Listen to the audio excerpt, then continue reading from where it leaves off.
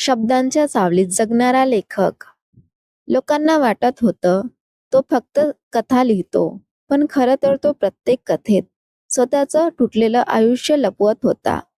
पुण्याजवळच्या एका छोट्याशा गावात अनिकेत नावाचा मुलगा राहत होता. घर गरीब होतं, पण संस्कार श्रीमंत होते. वडील शाळेत शिक्षक आणि आई शिवणकाम करून घर चालवायची. घरात टीव्ही नव्हता, मोठ्या सुविधा नव्हत्या, पण एक गोष्ट होती, पुस्तकांचा सुगंध. अनिकेत लहानपणापासूनच शांत होता. अनिकेत गावाच्या जुन्या वडाच्या झाडाखाली बसून पुस्तक वाचायचा. त्याच्या वडिलांकडे जुनी पुस्तकं होती. त्या पुस्तकांनी अनिकेतचं जग बदललं. एका दिवशी त्याने आईला विचारलं, "आई, लोक पुस्तकं का लिहितात?" आई हसली, "कारण काही भावना बोलून सांगता येत नाहीत बाळा, त्या लिहाव्या लागतात." तो दिवस अनिकेतच्या आयुष्यातला पहिला वळण होता. अनिकेत 7वीत होता. शाळेत निबंध स्पर्धा होती. माझं गाव. सगळ्या मुलांनी साधे निबंध लिहिले, पण अनिकेतने गावाचं वर्णन माणसासारखं केलं. माझं गाव सकाळी पक्ष्यांच्या आवाजात जागं होतं आणि रात्री चुलीच्या धुरात शांत झोपतं. शिक्षक काही क्षण शांत राहिले. मुख्याध्यापकांनी त्याला स्टेजवर बोलावलं. हा मुलगा फक्त लिहित नाही, हा शब्द जगतो. त्या दिवशी पहिल्यांदा अनिकेतसाठी लोकांनी टाळ्या वाजवल्या. 12वी नंतर अनिकेत पुण्यात आला. मोठं शहर, मोठी स्वप्न आणि खूप एकटेपणा. कॉलेजच्या फीसाठी तो रात्री हॉटेलमध्ये काम करायचा. दिवसा कॉलेज, रात्री काम आणि मध्ये वेळ मिळाला की लेखन करायचा. त्याने अनेक कथा मासिकांना पाठवल्या, पण प्रत्येक वेळी एकच उत्तर यायचं, आपली कथा योग्य नाही. एकदा तर एका संपादकाने त्याच्या समोरच कथा फेकून दिली. लोकांना दुःख नको असतं, त्यांना मसाला हवा असतो, असे संपादक म्हणाला. अनिकेत शांतपणे बाहेर पडला. त्या रात्री तो पहिल्यांदा खूप रडला. त्याला वाटलं, कदाचित मी लेखक बनू शकणार नाही. कॉलेजच्या लायब्ररीत त्याची ओळख झाली सईशी. सईला पुस्तकाची खूप आवड होती. ती नेहमी अनिकेतला म्हणायची, तुझ्या डोळ्यात कथा दिसतात. अनिकेत पहिल्यांदा लोकांसमोर मन मोकळं करू लागला. तो तिच्यासाठी छोट्या कविता लिहायचा. सई त्या डायरीत जपून ठेवायची. एका दिवशी सईने त्याला विचारलं, तू एवढं दुःख कसं लिहितोस? अनिकेत हसला, कारण आनंद फार कमी अनुभवला आहे. त्या उत्तरानंतर सई बराच वेळ शांत होती. कॉलेज संपायच्या आधीच अनिकेतच्या वडिलांना हार्ट अटॅक आला. घराची जबाबदारी अचानक त्याच्यावर आली. लेखन बाजूला पडलं. तो एका छोट्या ऑफिसमध्ये नोकरी करू लागला. सकाळी 9 ते रात्री 9 पर्यंत. शब्द हळूहळू त्याच्यापासून दूर जात होते. एके रात्री त्याने जुनी डायरी उघडली.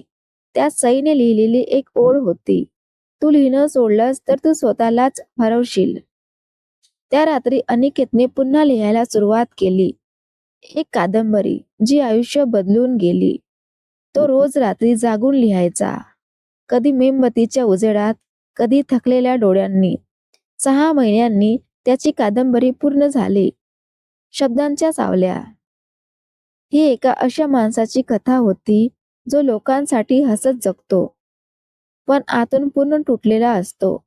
अनिकेतने ती अनेक प्रकाशकांकडे पाठवली. पुन्हा नकार मिळाला, पण यावेळी तो तुटला नाही. शेवटी एका छोट्या प्रकाशकाने पुस्तक छापायला होकार दिला. फक्त 500 रुपये प्रति. अनिकेतने पुस्तक हातात घेतलं तेव्हा त्याच्या डोळ्यात पाणी आलं. हे माझं स्वप्न होतं. सुरुवातीला पुस्तक कुणी घेतलं नाही, पण एका प्रसिद्ध समीक्षकाने पुस्तक वाचलं आणि लिहिलं, ही फक्त कादंबरी नाही, हे एका जखमी मनाचं सत्य आहे. 2 आठवड्यात पुस्तक संपलं. लोक सोशल मीडियावर अनिकेतबद्दल बोलू लागले. त्याच्या ओळी लोकांच्या स्टेटसवर दिसू लागल्या. काही माणसं आयुष्यात उशिरा येतात, पण कायमची जखम देऊन जातात. अनिकेत अचानक प्रसिद्ध झाला. मोठे कार्यक्रम, मुलाखती, चाहत्यांची गर्दी, पण प्रसिद्धीबरोबर एकटेपणाही वाढत गेला. लोक त्याच्या शब्दावर प्रेम करत होते, पण त्याच्या वेदना कुणाला दिसत नव्हत्या. एकदा एका मुलाखतीत पत्रकाराने विचारलं, तुमच्या कथांमध्ये एवढं दुःख का असतं? अनिकेत काही क्षण शांत राहिला. कारण आनंद लिहायला कल्पना लागते आणि दुःख लिहायला फक्त आठवणी. संपूर्ण हॉल शांत झाला. अनिकेत प्रसिद्ध झाल्यानंतरही सई त्याच्यासोबत होती. पण तिच्या घरच्यांना हा संघर्ष करणारा लेखक आवडत नव्हता. एका दिवशी सईने त्याला भेटायला बोलवलं. तिच्या डोळ्यात अश्रू होते. सईने सांगितलं, माझं लग्न ठरलंय. अनिकेतच्या हातातून चहाचा कप खाली पडला. सई म्हणाली, मी घरच्यांना नाही म्हणू शकत नाही. अनिकेतने हसण्याचा प्रयत्न केला, पण ते हसू खूप तुटलेलं होतं. प्रत्येक प्रेमाला शेवट मिळतो अनिकेत, काहींना फक्त नाव मिळत नाही. ती निघून गेली. अनिकेत बराच वेळ तिथेच बसून राहिला. त्या रात्री त्याने आयुष्यातली सर्वात वेदनादायक कथा लिहिली. काळ पुढे सरकत गेला. अनिकेतची पुस्तक लोकांमध्ये विकली जाऊ लागली. त्याला पुरस्कार मिळाले. त्याच्या कथांवर चित्रपट बनले. पण तो तसाच साधा राहिला. एका कार्यक्रमात एक मुलगी त्याच्याकडे आली. सर, तुमचं पुस्तक. खूप वर्षापासून मी डिप्रेशनाच्या यातनेतून जात होते. अनिकेतच्या डोळ्यात पाणी आलं. त्याला पहिल्यांदा जाणवलं, लेखन म्हणजे फक्त शब्द नाहीत, ते कुणाचं आयुष्य बदलवू शकतात. एका दिवशी अनिकेत गावात गेला. त्याची आई जुन्या घरासमोर बसली होती. भिंतीवर त्याचा मोठा फोटो होता. आईने त्याचा चेहरा हातात घेतला. तू मोठा लेखक झालास बाळा. अनिकेत हसला. आई, मी अजूनही तुझाच मुलगा आहे. आईच्या डोळ्यात आनंदाश्रू आले. तुझ्या बाबांना आज खूप अभिमान वाटला असता. त्या क्षणी अनिकेतच्या डोळ्यातही पाणी आलं. वय वाढत होतं. अनिकेत आता शांत झाला होता. एका दिवशी त्याने जाहीर केलं, मी शेवटची कादंबरी लिहितोय. सगळे आश्चर्यचकित झाले. त्याने स्वतःला एका खोलीत बंद केलं. 6 महिने तो बाहेर आला नाही आणि मग प्रकाशित झाली अपूर्ण माणूस. ही त्याच्या स्वतःच्या आयुष्यावर आधारित होती.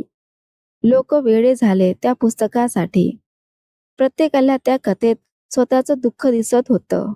एका मोठ्या साहित्य संमेलनात अनिकेतला मुख्य पाहुणा म्हणून बोलावलं होतं.